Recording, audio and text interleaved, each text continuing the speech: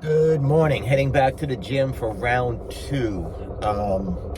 Round one today was a full body circuit training floor style routine that I put together. Usually I do it after leg day. So yesterday was leg day, which means I really don't want my jello legs because my legs are sore.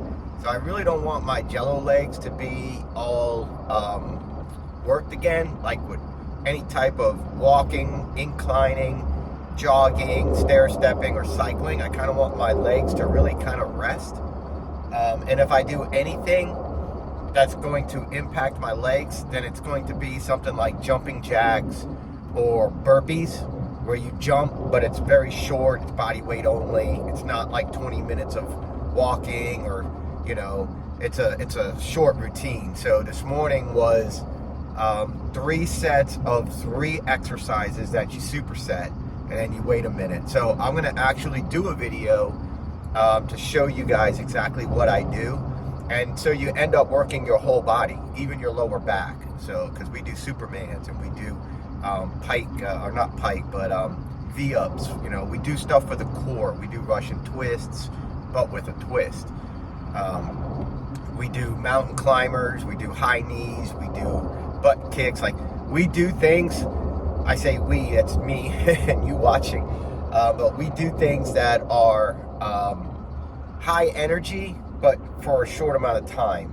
So that was this morning. Then I went home, made a burrito, breakfast burrito, all protein, egg white wrap, which is 6 grams of protein, 35 calories, a whole egg, a quarter cup egg white, a little bit of broccoli, a little bit of onion, and turkey bacon.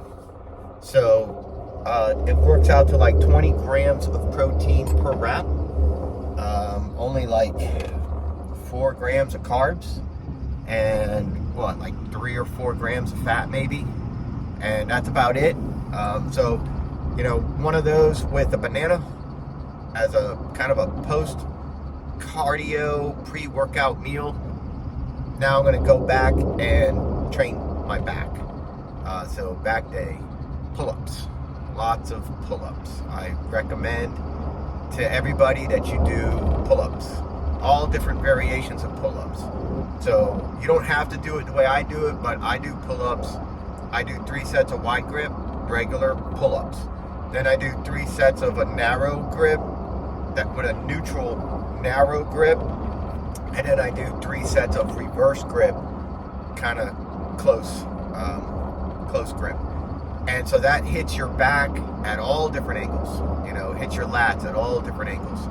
And I think that is key for a good, strong back, but, not like trying to get on stage type back, because I'm not trying to get on stage. But in my business, doing home inspections, there are times when I'm in a house and, the very last thing that I do is the attic, because I never know what I'm going to find, for one.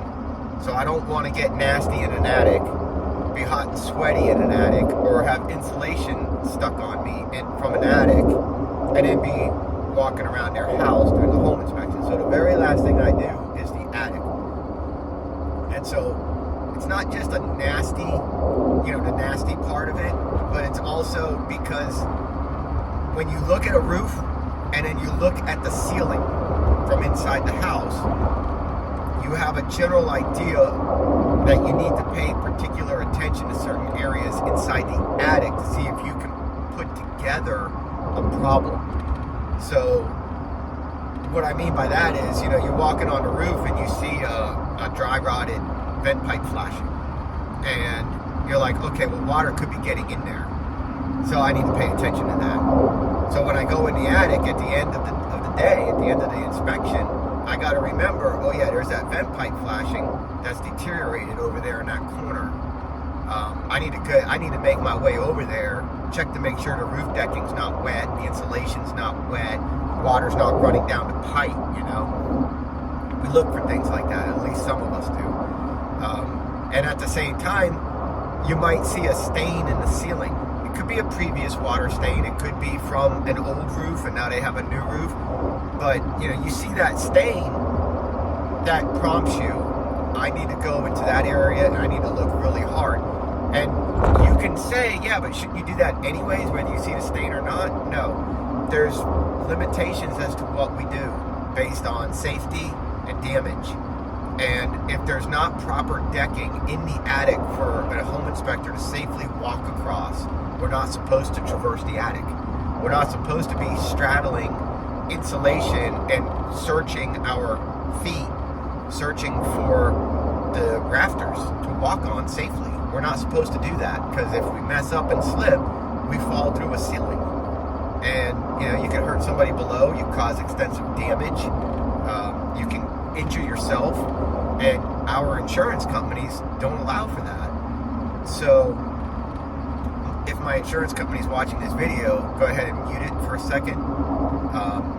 I do it because if there's something that leads me to believe, hey, there was a problem at this point, although it's dry now according to my moisture meter, when I check the ceiling, I'm still going to go in the attic and make my way over there and see, is there insulation that's moldy?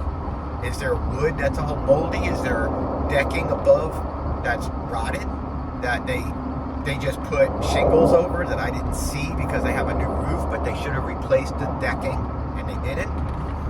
So the point of the back workout, my back workout, is sometimes I bring in a 5-foot step ladder? Maybe it's a 4-foot step ladder. And most homes that I do have the attic ladder system that you pull down and fold out. You can climb up the stairs and go into an attic. Some don't. Now, I can get my really big heavy ladder that I have chained in the bed of my truck. I have it locked under the tonneau cover and everything. Or I can just quickly grab my 4 or 5 foot step ladder. So I grab my 4 or 5 foot step ladder. I go in the house, come to find out, I needed the bigger ladder. Well, when you have a strong functional back, you have strong functional biceps and forearms, because you do all types of pull-ups every way that you can possibly do them, I could pull myself right up. So that's what I do. It saves time. It saves me from having to go out and get that big, huge ladder that weighs a ton. Should have never bought it. Should have bought a lighter one, but it's one of those fancy ones. It's a step ladder, then you can fold it out to make it an extension ladder, and then you can extend the bottom and extend the top to make it 18 feet tall. Yeah, that thing weighs probably a good 70 pounds, for crying out loud. It's heavy as hell. And then when you're trying to walk through a house or bring it upstairs, trying to not hit the walls and the balusters and stuff, and it's a pain. So I tend to just grab my 4-foot step ladder, but then I find myself having to hoist myself up. And so I train as a functional person. I don't train to be a bodybuilder. I don't train to be a power lifter or strength trainer or strength training. I do functional. And so I do like a lot of pull-ups and stuff like that. So today, my workout for my back is centered around 9 sets of pull-ups. And that's 3 different grip options, 3 sets of each. And then I go and I do a high cable row with a neutral grip for my rear delts, my traps, my rhomboids, stuff like that.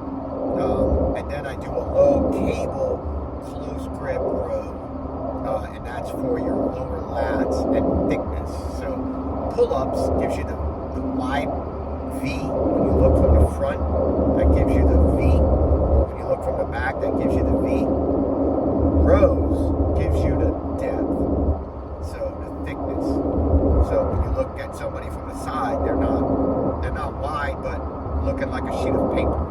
They have a little bit more thickness to them too. So I kind of do both, and it works. It works out for me, and it saves me a lot. So 52, I'm going to be 53 in a few days. What is it? It's Wednesday. I'm going to be 53 Sunday, and I can hoist myself up easier than both of my teenage boys can do that. And it's like, that's something to be proud of, and that's from training. So almost almost at the gym, so I'm gonna knock out this back workout, and then I'm gonna be back. I'm gonna put up a video, and I'm gonna show you guys my floor routine that I do for cardio in the morning after leg day.